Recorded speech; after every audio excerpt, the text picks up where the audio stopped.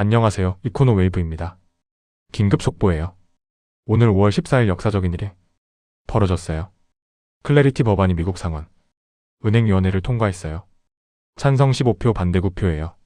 4개월간 멈춰있던 법안이 드디어 첫 번째 관문을 넘어섰어요. 결론부터 말씀드릴게요. 오늘은 끝이 아니에요. 시작이에요. 첫 번째 관문을 넘었어요. 아직 상원 본회의 60표, 하원 조율 트럼프 서명이 남아있어요.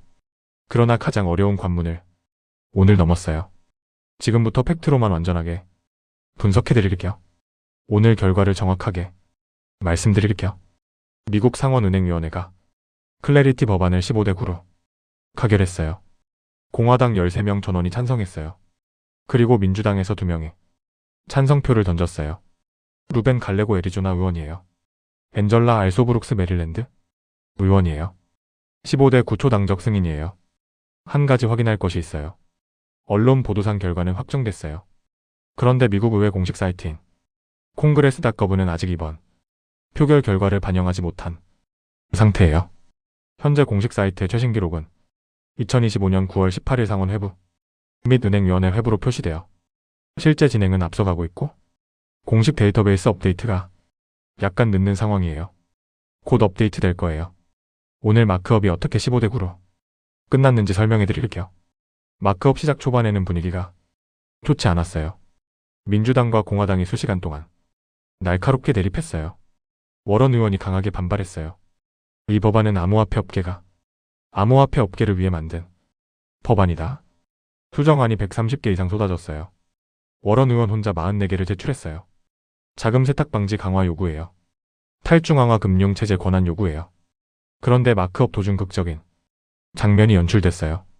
팀 스콧 위원장이 중간에 일부 민주당 의원들의 요청을 받아들여 추가 수정안을 포함시켰어요. 워너 버지니아 의원이 핵심 역할을 했어요. 루미스 의원의 선의를 인정한다. 이 수정안들이 포함되면 나는 더 가까이 갈 것이다. 이 발언 이후 분위기가 바뀌었어요. 워런이 대표하는 반대 그룹이 갑자기 줄어들었어요. 갈레고와 알소브룩스가 찬성으로 돌아서면서 15대 9가 완성됐어요. 오늘 기준으로 확인된 일정을 정확하게 정리해드릴게요. 5월 14일 오늘이에요. 상원은행위원회 마크업이에요. 한국 시간 5월 14일 밤 11시 30분에 시작됐어요. 결과는 15대 9 통과예요. 다음 단계예요. 상원농업위원회 버전과 병합이에요. 농업위원회는 1월 29일 디지털 상품 중개인법을 12대 11로 통과시켰어요. 두 위원회 버전을 하나로 합쳐야 해요. 그 이후 단계예요. 상원 전체 표결이에요. 60표가 필요해요. 공화당 53석에 민주당 7명이 추가로 필요해요. 코인데스크가 전했어요. 업계 관계자 발언 기준으로는 상원 본회의 표결은 60표 확보가 가능하다고 판단될 때만 올릴 가능성이 크다고 했어요. 디지털 챔버 측 발언으로는 8월 전후가 사실상 중요한 시한으로 거론됐어요. 그 이유는 하원과 최종 조율이에요. 하원은 2025년 7월에 이미 294대 134로 통과시켰어요. 최종 단계는 트럼프 대통령 서명이에요. 백악관 목표는 7월 4일이에요.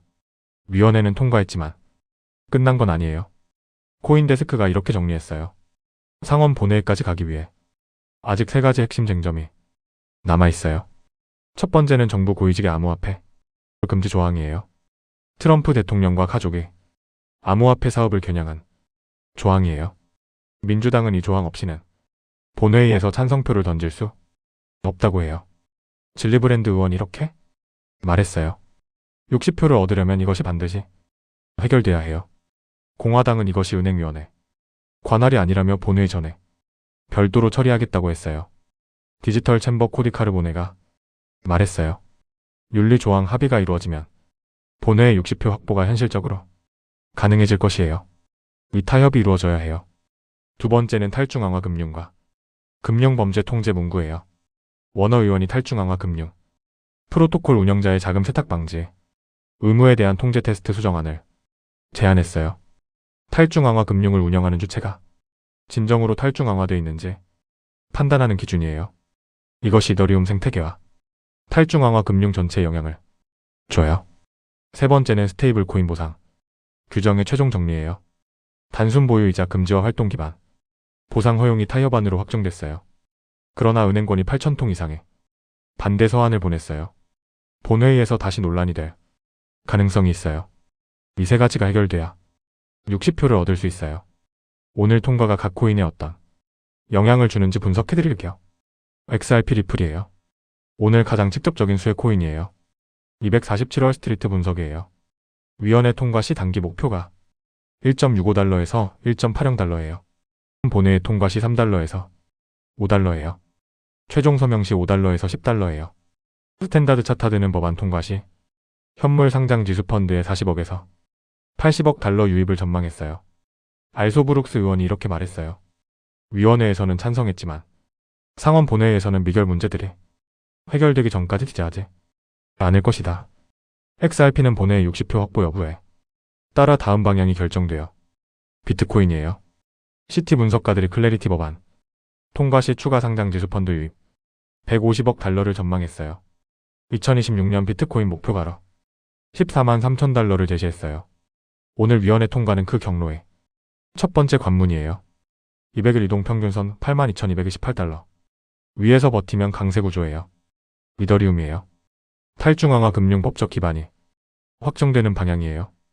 탈중앙화 금융 보호조항과 개발자 보호조항이 포함됐어요. 2,400달러 저항 돌파 시도가 가능해지는 환경이에요. 폴리마켓 예측시장 현황이에요. 케네디 의원 지지 확정 후 62%에서 73%로 급등했어요. 오늘 15대 9 통과 이후 추가 상승이 예상돼요. 그러나 티디카우원 워싱턴 리서치 그룹은 올해 상원 전체 통과 가능성을 30%로 봤어요. 낙관론과 신중론이 공존해요.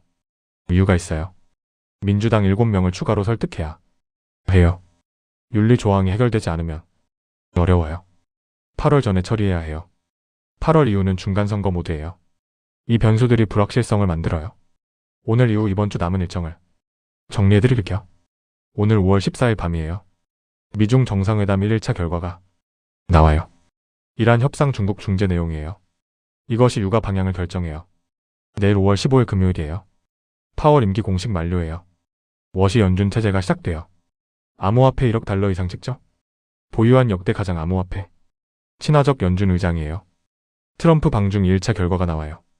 이란 협상 중재 결과 확인이에요. 클래리티 법안 통과와 이란 협상 진전 워시 체제 시작이 동시에 좋은 방향으로 나오면 비트코인이 9만 달러를 향해 움직일 수 있어요. 오늘 5월 14일을 한 문장으로 정리할게요. 클래리티 법안이 상원은행위원회를 15대 9초 당적 표결로 통과했어요. 4개월간 4번 취소됐던 법안이 드디어 첫 번째 관문을 넘었어요. 아직 상원 본회의 60표, 하원 조율 트럼프 서명이 남아있어요. 그러나 오늘 가장 어려운 관문을 넘었어요. 남은 핵심은 3가지예요. 윤리조항 타협 탈중앙화 금융, 문구 확정 민주당 7명 설득이에요. 이것이 해결되면 7월 4일 트럼프 서명이 현실이 돼요. 이코노 웨이브가 다음 단계를 실시간으로 조작해드리겠습니다. 아직 구독하지 않으셨다면 지금 구독을 눌러주세요. 좋아요와 구독을 눌러주시면 누구보다 빠르게 새로운 정보를 받아보실 수 있습니다. 이코노 웨이브였습니다. 감사합니다.